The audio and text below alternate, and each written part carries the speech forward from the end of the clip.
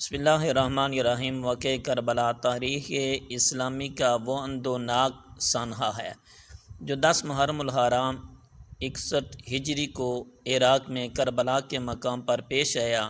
سانحہ کربلا میں امام حسین رضی اللہ تعالیٰ عنہ نے اپنے اہل بیت اور رفقاء کے ساتھ دین اسلام کی سربلندی کے لیے اپنی جانوں کے نذرانے پیش کیے۔ تاریخ عالم شہادتوں کی ایسی لازوال داستان آج تک نہ پیش کر سکی کہ جس میں ایک مجاہد نے اپنے پورے کنبے کو دین اسلام کی سربلندی اور رب کے رضا کے لیے قربان کر دیا۔ حضرت امام حسین رضی اللہ تعالیٰ عنہ ان حضرت صلی اللہ علیہ وآلہ وسلم کے نواز سے حضرت فاطمہ الزہرا رضی اللہ تعالیٰ عنہ کے لخت جگر، حضور صلی اللہ علیہ وسلم کے نور نظر اور علی المرتضیٰ رضی اللہ تعالیٰ عنہ کے فرزند ارجمند ہیں۔ 5 شعبان سن 6 ہجری میں آپ کی ولادت بسعادت ہوئی۔ حضور اکرم صلی اللہ علیہ وسلم کو حسین رضی اللہ تعالیٰ عنہ سے بڑی محبت تھی۔ بچپن میں کبھی آپ حضور کے کاندھوں پر سوار ہوتے تو کبھی بحالت نماز حضور کی پشت پر مبارک پر سوار ہوتے اور کبھی آپ صلی اللہ علیہ وسلم کے سینہ اطہر کے ساتھ چمٹے ہوتے تھے۔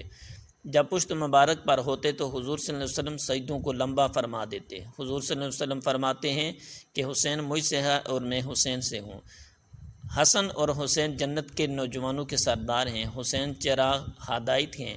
امیر معاویہ کی وفات کے وقت امام حسین مدینہ میں موجود تھے۔ یزید جب تخت نشین ہوا تو اس نے والی مدینہ ولید بن عتبہ کو حکم دیا کہ حسین رضی اللہ تعالیٰ عنہ عبداللہ بن زبیر اور عبداللہ بن عمر سے ان کی خلافت کے لیے بیعت لی جائے۔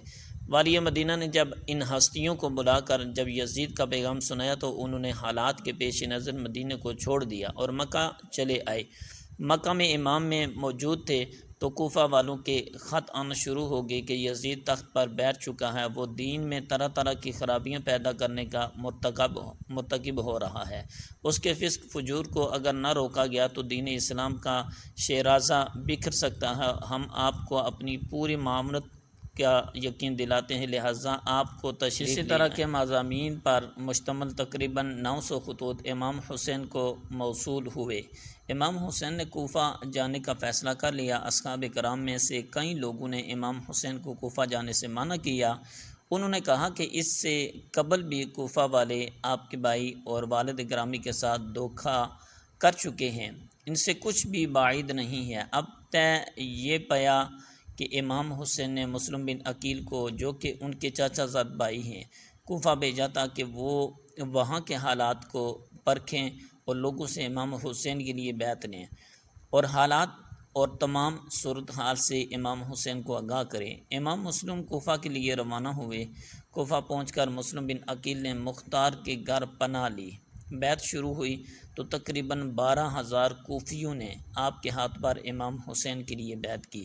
مسلم بن عقیل نے امام حسین کو خط لکھا کہ حالات سازگار ہیں، فوراً تشریف لے آئیں۔ امام اپنے 72 اصحاب کو لے کر کوفہ کی جانب روانہ ہوئے۔ امام کوفہ کے لیے روانہ ہوئے تو ادھر کوفہ کے حالات اچانک تبدیل ہو چکے تھے۔ مسلم بن عقیل کی بیعت کی خبر جب یزید تک پہنچی تو اس نے عبداللہ بن زیاد کو کوفہ کا والی مقرر کیا۔ عبداللہ بن زیاد ظالم ترین شخص تھا۔ اس نے کوفیوں کو ڈرایا دھمکایا اور کہا کہ جس نے بھی یزید کی بیعت توڑی تو میں کوڑے اور تلوار سے کام لوں گا۔ کوفیوں نے پینتھرا بدنا شروع کیا اور بیعت سے پیچھے ہٹ گئے۔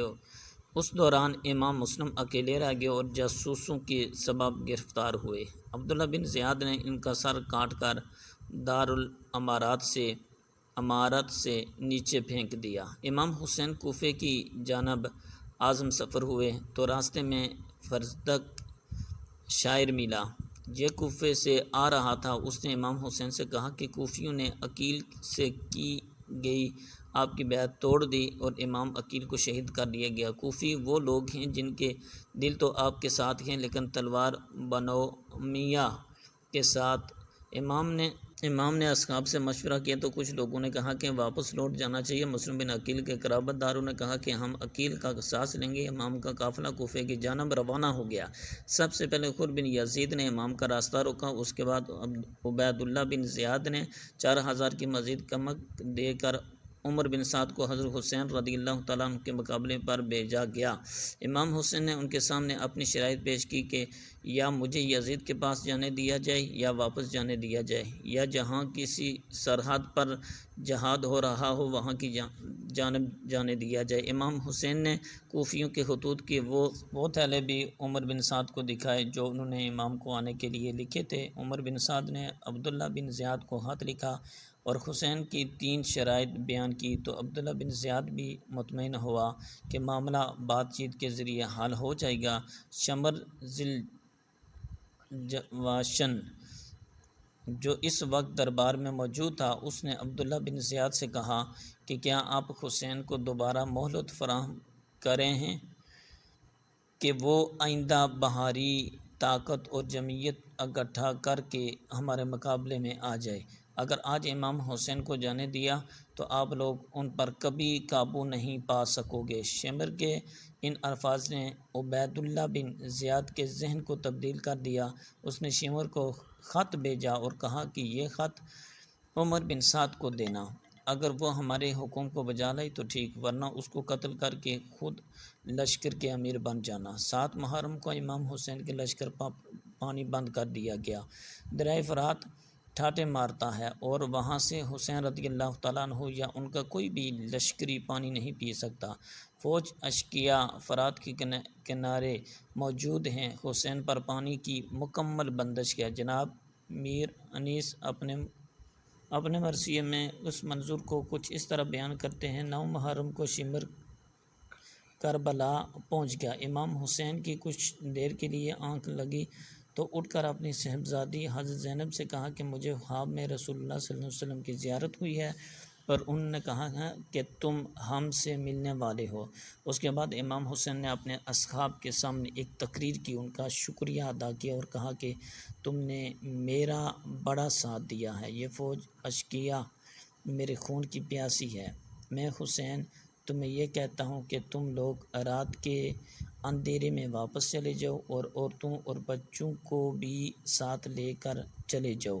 امام حسین نے فرمایا کہ بیٹا علی اکبر چراغ کو گول کر دو، اور اصحاب سے کہا کہ وہاں اگر کوئی پوچھے کہ حسین کو تنہا کیوں چھوڑا تو کہہ دینا عورتوں اور بچوں کی وجہ سے ہمیں حسین نے واپس کر دیا۔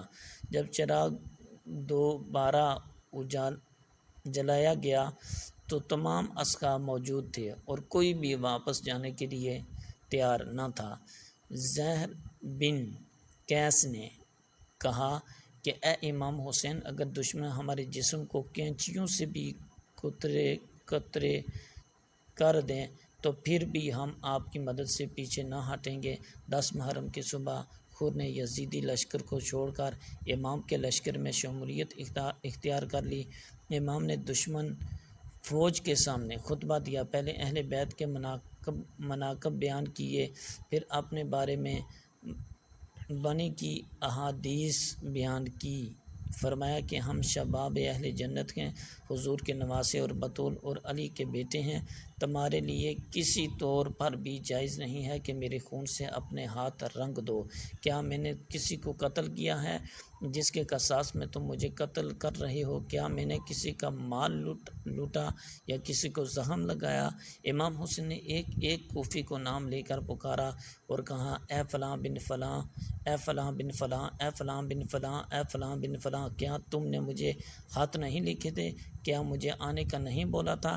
یہ لوگ یزیدی فوج میں موجود تھے تو وہ لوگ مکر گئے۔ امام حسین رضی اللہ تعالیٰ عنہ نے وہ خطوط کے تھیلے عمر بن سعد اور شمر کو دکھائے جو ان کو لکھے گئے تھے، لیکن کیا کہیں کہ بدبختی اور لعنت فوج یزید کا مقدر ہو چکی تھی۔ اتنا سمجھانے کے باوجود بھی اقتدار اور زر کی ہوس نے انہیں اندھا کر دیا تھا۔ کوفیوں نے ایک نہ سنی۔ فوج کے عہدیداروں کو یہ معلوم تھا کہ اگر یزید کو خبر ہوگی کہ ہم نے امام حسین رضی اللہ تعالیٰ عنہ کو بلایا ہے تو وہ ہمیں قتل کر دے گا۔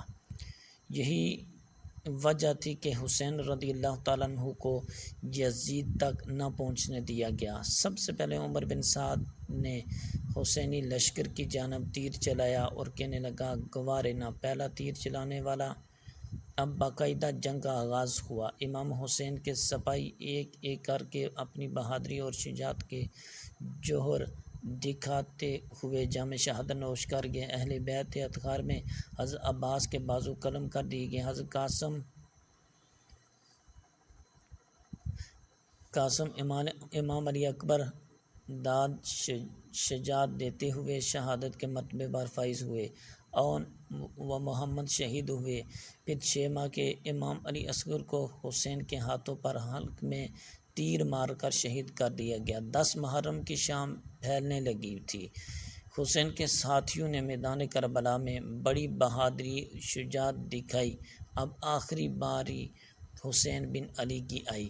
حسین میدان جنگ میں پہنچتے ہیں۔ علی کا شیر حیدری جب حضور کا امامہ اور پٹکا باندھے علی کی ذوالفقار لے کر میدان کربلا میں پہنچا اور ایک ایک کو بھیڑ بکریوں کی طرح کاٹنے لگا اور کہنے لگا آؤ 3 دن کے بھوکے اور پیاسے کی جنگ دیکھو، علی کے فرزند کی جنگ دیکھو۔ دشمن کی فوج میدان چھوڑ کر گھر بھاگنے لگی۔ جب شمر نے یہ منظر دیکھا تو کہا کہ تم اکیلے اس کا مقابلہ نہیں کر سکتے، سارے مل کر یک بارگی حسین پر حملہ کر دو۔